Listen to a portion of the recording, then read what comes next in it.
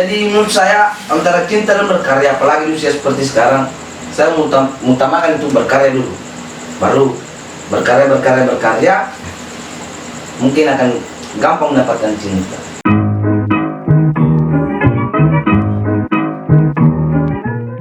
Galak sekali. Berkarya dan nanti akan mendapatkan Begini, dapat cinta. Berarti kan lu berarti karya itu berarti kamu modus. Itu dekati lagi kan? tidak, doang. Kau orientasi bertani. Bukan dipakai modus, tapi hal yang menjadi daya tarik. Jadi kalau kenapa kok harus berkarya dulu, bro?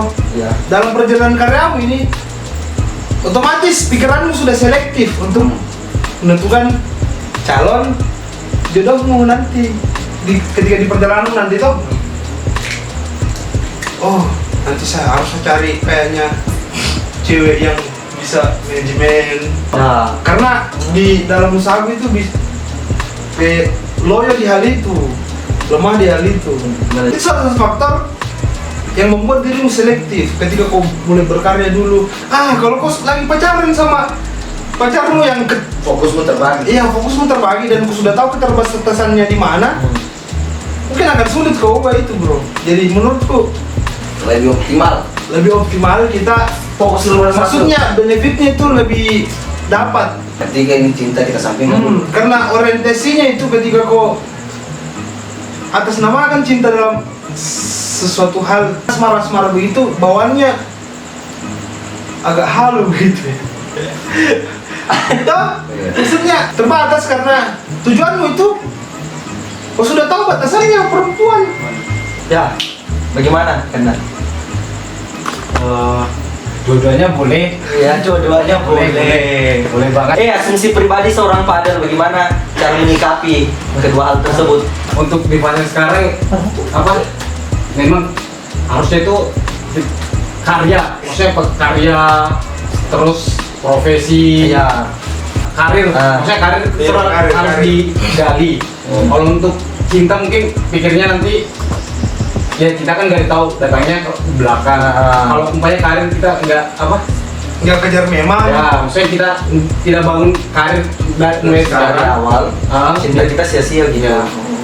Setidaknya kan kalau masalah cinta kan mungkin ya sudah pernah kita rasa mungkin zaman SMA, maksudnya sudah lewat lah. Ya. Cinta monyet toh. Kalau untuk sekarang kan harus bercinta terus kan. Iya.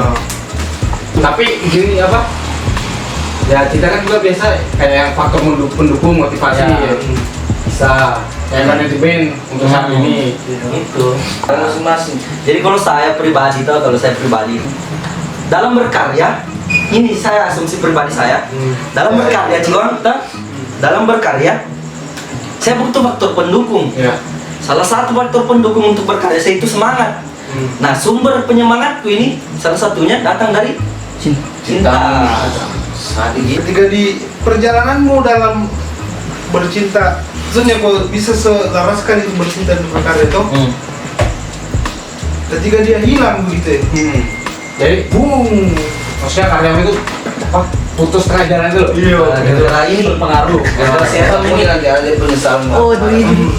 Ketika nggak tahu tuh ajal kah atau Begitu. tidak, serius toh. Ya, bisa ada tiba-tiba aku dipisahkan begitu. Iya, terpisahkan Jadi oleh ruang dan waktu. maksudnya cintamu hancur, karyamu ya bisa jadi kan Terbengkalai. terbengkalai.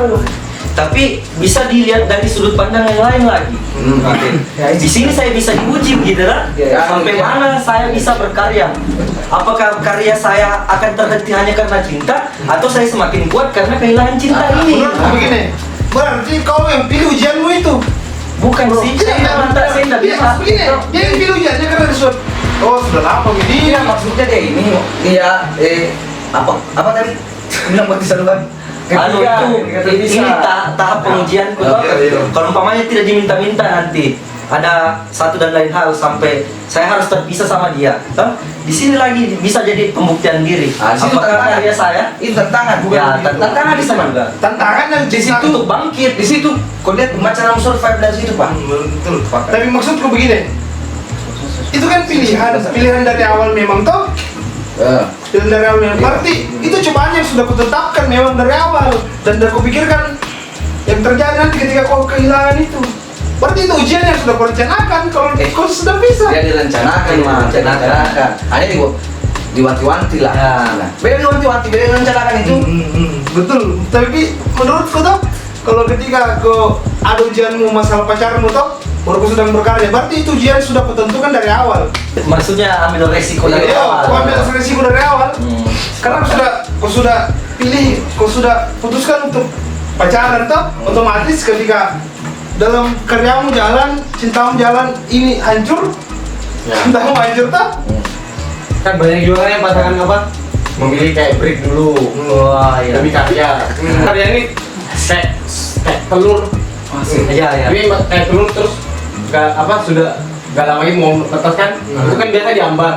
Iya. Diambang ini jadi atau Enggak, busuk, amporo. Jadi kan biasa banyak pasangan biasa melihat karya ini kan kayak ya sebagai apa ya jaminan untuk kehidupannya bersama pasangannya. Jadi biasa pilihnya break dulu. Tapi karyanya sudah mulus, maksudnya sudah di jalan yang benar, baru balik lagi. Ya jadi asumsi pribadi seorang Ziwang lagi. Gimana Pak Ciwang? Saya tak konsisten. Apapun terjadi. Apapun terjadi. Tapi kenapa masih jomblo kok? Maksudnya di sisi lain kau tidak sukses dalam percintaan, kau tidak sukses juga dalam karirmu begitu ya. Maksudnya apa yang terjadi dalam dirimu Ciwang? Apa Justru Ciwang? dia ini lebih condong ke berkarir. Sebenarnya Bukan nggak sukses di bidang percintaan saudara, cuman belum saja diperlihatkan. Oh. Ya ini Bukan sedang sukses maksudnya.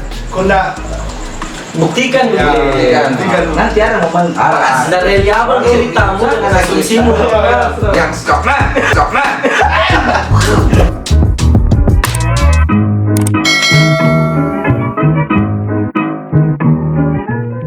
Maksudnya kalau antara dua itu tuh harus kita dulu pisahkan kalau menurut persepsi gitu harus dulu kita pisahkan mana yang hubungan cinta, mana hubungan karya.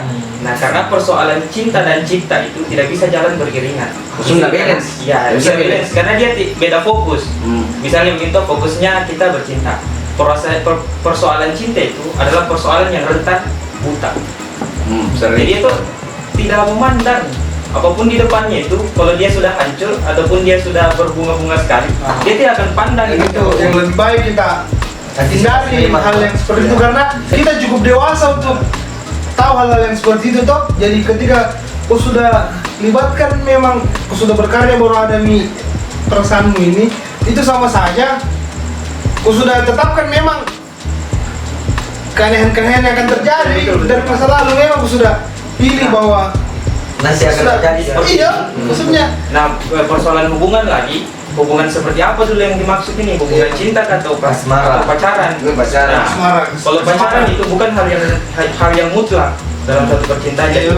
Dia rentan Opsional, Ji. Dia opsional. Nah, kalau dia rentan berarti ada kata akhirnya rusak ataupun bahagia, dua kemungkinan. Hasilnya. Nah, untuk Hasilnya. minimalisir kedua hal itu, otomatisnya bisa kita bedakan fokusnya dulu toh. Mana cinta, mana berkarya.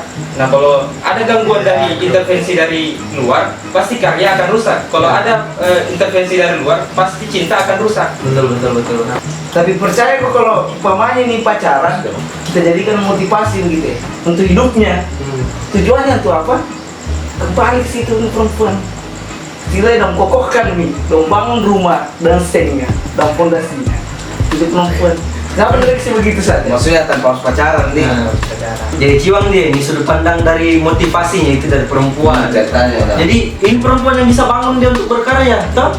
Jadi kalau bertentangan lagi, berkontradiksi lagi daripada penjelasannya tadi culung, bagaimana kalau ini rentak hubunganmu dan ganggu karyamu karena gara-gara ini kau berkarya.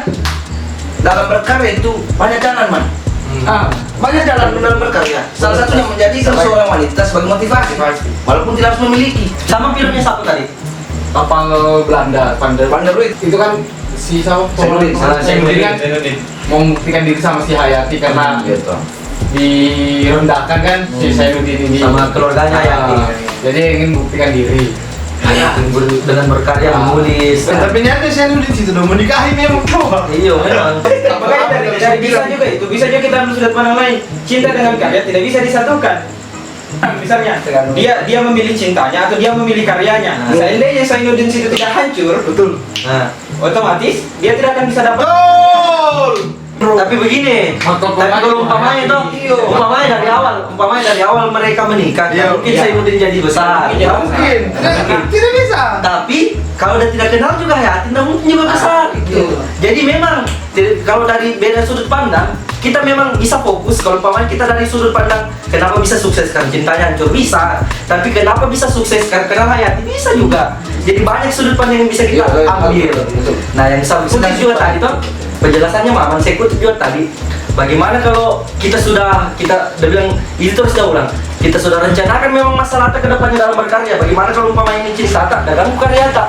Nah ini yang saya bilang, dari mana kreativitasmu kau dapatkan ketika kau dihadapkan dengan kedua masalah bisa kau selesaikan. Kalau umpamanya karya kau fokus karya. Nah satu masalah karyamu kau selesaikan satu ji, tantangannya karya ji. Tapi kalau umpamanya ada cintamu, ada karyamu, terus terganggu dua-duanya, bisa kau selesaikan dua-duanya. Yang mana lebih besar? Yang mana yang lebih besar bro?